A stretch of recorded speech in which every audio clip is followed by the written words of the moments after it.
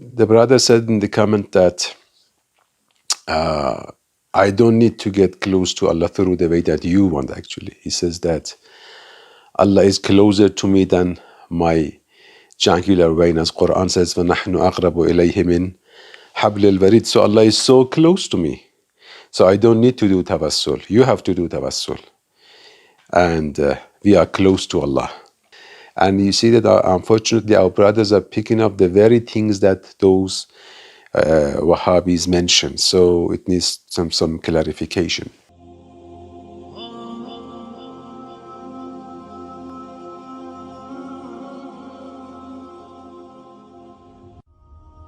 Bismillah ar-Rahman ar-Rahim. The first point is very important because of some misunderstanding. And again, I said shallow understanding of things. That Allah is close to us. نَحْنُ أَقْرَبُ إِلَيْهِ مِنْ حَبْلِ الْوَرِيدِ. Allah says, we are close to man than the jugular vein. Allah says in the previous state that Allah says, Allah knows whatever whisper and silent thinking and votes that you have inside you. So you cannot hide anything from Allah. So Allah is close to you, closer to you than your jugular vein. So if Allah is so close to me, then why do we need tawassul? I said in the previous sessions that we have to put all verses together. This is not the only verse in Quran that Allah is close to you. We have verses like the verse that even all the debate is about, وَابْتَغُوا إِلَيْهِ الْوَسِيلَةِ. Nobody denies that to get close to Allah you need wasilah. And the only debate and the difference is that whether this wasilah is salat and hajj and sawm and fasting, or also tawassul to Ahlul Bayt can be wasilah. So nobody denies this. This also is verse of Quran. So from Quranic perspective, you have to bear in mind that we have to put all verses together. If Allah says, I am so close, and the other way He says, get some wasilah to get close to Allah. Here what we have to bear in mind is that these people, Wahhabis and these people, they don't understand the concept of closeness of Allah.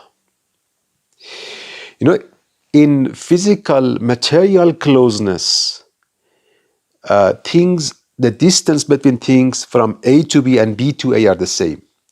If you are sitting 1 meter from me, if I am 1 meter far from you, it means that you are also 1 meter far from me. It's impossible that if I am 1 meter from you, you are 2 meters from me. This is impossible. This is in the physical sense. In the material sense, if something is close, if A is close to B, it means that B also is close to A. But when it comes to spiritual things, this is different. In the spiritual sense, one can be close to someone, but the other should be and could be so far from the other. You know, as a father, you love your son. Your son is beloved in your heart. So you are very close to your son. And your son can be a very bad boy to be so far from you. You feel that you cannot live a second without the son, but he doesn't care about you. So from your side, the relation is so close, but from his side is so far. Nuh alayhi salam was so close to his son, always worrying about him, and the son didn't care about his father. So in the spiritual sense, one side can be very close, and the other side could be very far. In the class, the teacher may say, this student is closer to me than the other students. Doesn't mean that he is sitting closer to me. Means that in his mindset, in his understanding, in his akhlaq, in his manner, he is closer to me than the other students. Allah is close to us, that is true. But the point is that our perfection is in getting close to Allah subhanahu wa ta'ala. You every time perform salat and you say, how do you perform salat? What is the intention? What is the niyyah? You say, I am performing 2 rak'ah of salatul fajr. What? Qurbatan ila Allah. Qurbatan ila Allah, what does it mean? I want to get close to Allah. If you are close to Allah, so this is nonsense. So every day you are doing nonsense. And Allah commanded you to do nonsense. Na'uzu billah.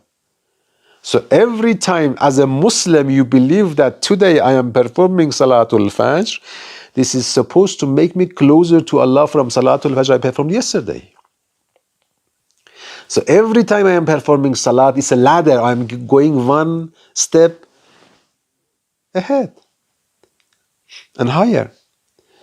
So in the spiritual sense, we talked about the hadith, that the hadith of Wasilah, that it comes in many actually different forms. And also the hadith that talks about Maqam Mahmud for Rasulullah sallallahu alayhi wa sallam. That the Prophet is at the highest level possible. And then Imam Ali is after him. And then mu'mineen, according to the level of closeness to Allah, they will be there. As it has been mentioned in hadith, in several hadiths, this concept has been mentioned that Imam alayhi salam said, فَتَنَافَسُوا فِي الدَّرَجَاتِ. You are close to us in Jannah, but فَتَنَافَسُوا فِي الدَّرَجَاتِ. Compete each other in the degrees, in the positions. Try to be of the higher position in Jannah. So you shouldn't be pleased that you are just in Jannah. What degree, what rank in Jannah you are going to be settled is important. Hum darajatun inda Allah. Allah says they are degrees themselves, they are ranks. So even the prophets, not all are the same. Allah subhanahu wa ta'ala, when we see, when he talks about the prophets, he talks about their ubudiyya. Actually, ubudiyya and to be abd is what makes you close to Allah. But the point is that not all the prophets are the same level of ubudiyya. تِلْكَ الرُّسُلْ فَضَّلْنَا بَعْضَهُمْ عَلَى بَعْضٍ. Even the prophets, they have degrees. And you can see their degrees in even the titles Allah uses in their ubudiyya. One is ni'mal abd, one is abdun awwab, abduhu, inni abdullah. Mufassirin, they say when Isa says Abdullah, ascribing abd to Allah means that it shows that he could be closer to Allah than the other prophets, other than the Prophet Muhammad sallallahu alaihi wasallam. That abduhu is mentioned for him, zamiruhu is used when it is very, very close. Like Qul huwallah, huwa is used because it is so clear that you don't need to declare, you bring the zamir. So anyhow, the concept of ubudiyya, not all are the same in the concept of ubudiyya. So if Allah is close to us, it doesn't mean that we are also close to Allah. We have to attain closeness to Allah through iman, through amal salih. إليه يسعد الكلم الطيب والعمل الصالح يرفعه. Amal salih ascends the true beliefs that you have. What is amal salih? What is the good deed? Good deed is it could be salat, it could be hajj, it could be, and also it could be an imam. And getting close to imam can be amalus salih. As Allah subhanahu wa ta'ala talking about the son of Nuh, he says, innahu amalun ghayru salih. If son of Nuh is amalun ghayru salih, Allah says he was an act, he was a deed, son of Nuh. This is not tafsir batini. This is tafsir al-Qur'an bil-Qur'an.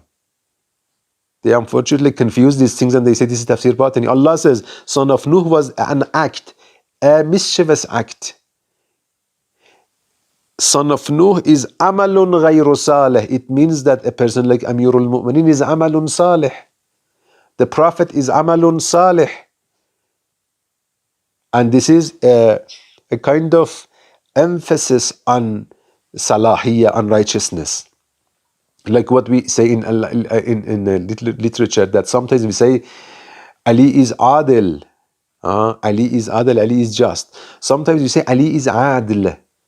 This is emphasis. Ali, he himself is justice. He is so adil that he himself is justice. And sometimes a person, he is so righteous that you say he is amalun salih, as the son of Nuh was amalun ghayru salih. So, بَالْ عَمَلُ الصَّالِحِ يَرْفَعُهُ.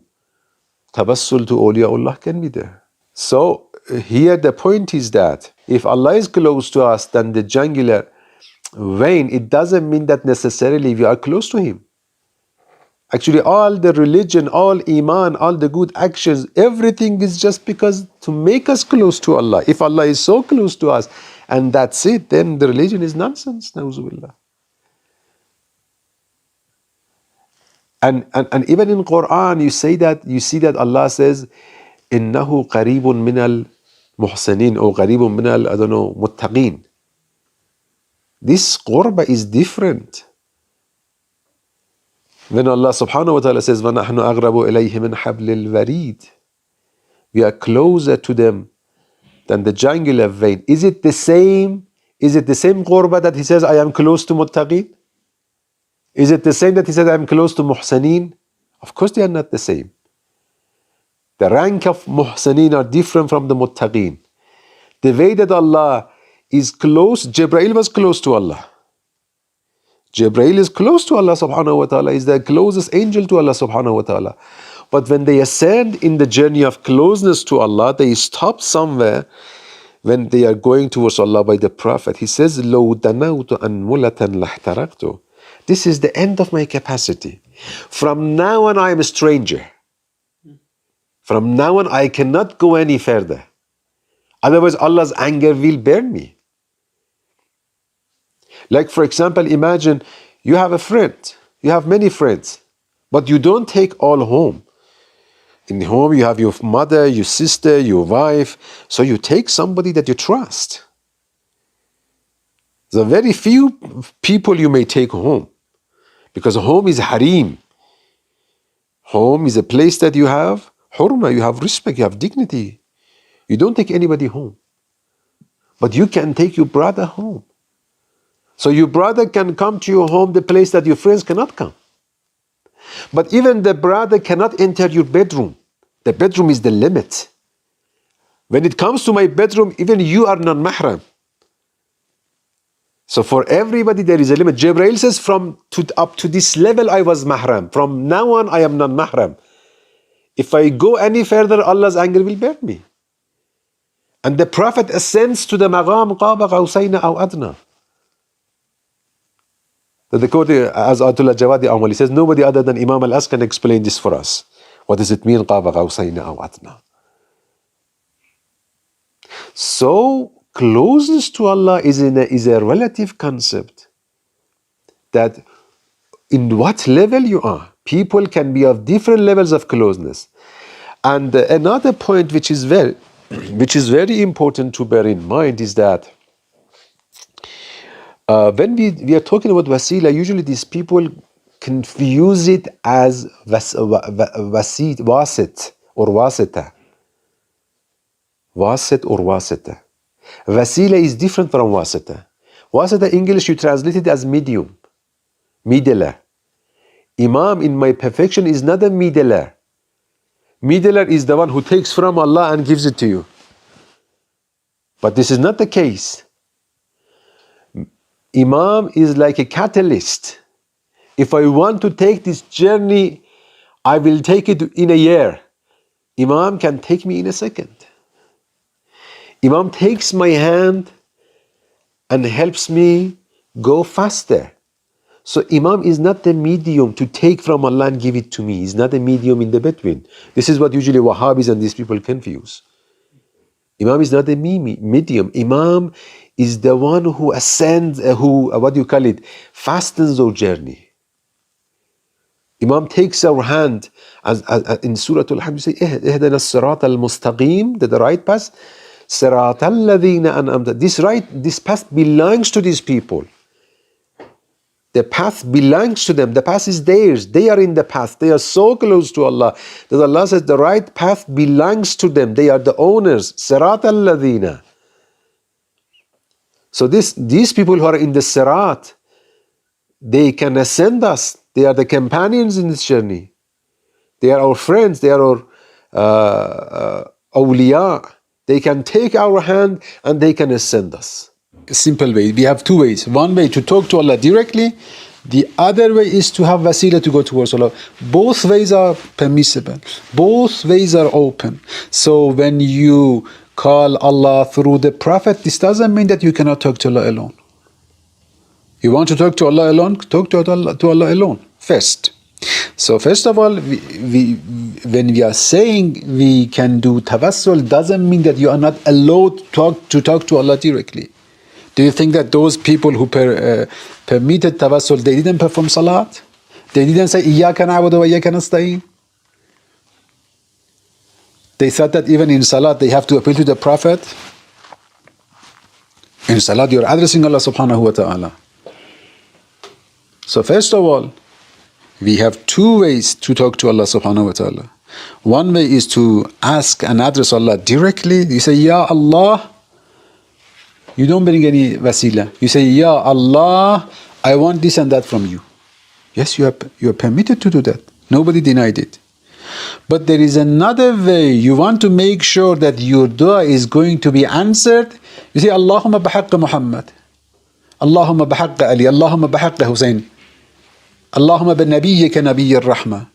You are asking Allah subhanahu wa ta'ala in the name of the Prophet. Or even you can do Istigatha to the Prophet. The way that we talked about it, I don't want to repeat. The way that people did Istigatha to Isa alayhi salam in their Habaish Quran says. And we talked about the issue that they are alive, they can hear you. I don't want to repeat all those things. So when they were alive, they used to to answer the call of people, and they have a life in barzakh, and they have the capability and power because we said that they are close to Allah subhanahu wa ta'ala, and this is the result of being muqarrab and wajihun fit dunya wal akhirah. You can go from here to shop on your foot, walking, it's gonna take you an hour. You can take a car, it will go in 5 minutes. It's up to you. Both are available. اللهم صل على محمد وآل محمد